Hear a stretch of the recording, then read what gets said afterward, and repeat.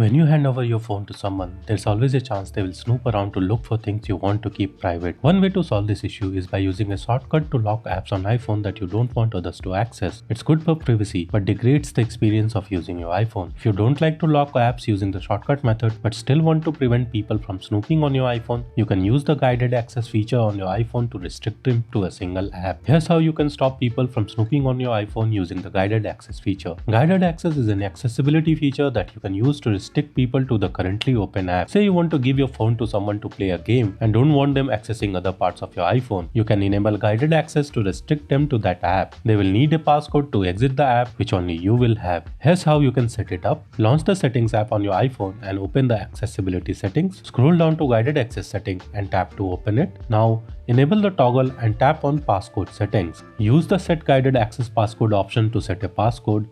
Let's set a simple passcode for demonstration. Here, you can enable the toggle for Face ID if you want to end guided access using Face ID. And that's it, you have set up the guided access on your iPhone. Using guided access to restrict users to current app is easy. Before you hand over the phone to someone, launch the app they want to use. Let's say they want to control music, so I will launch the Apple Music app. Now triple click the side button or power button to enable guided access. That's it. Now whenever someone tries to close the Apple Music app, it will ask for the passcode to end guided access. So that is how you can stop people from snooping on your iPhone. Hope you found this video useful. Thank you for watching and we'll see you in the next one.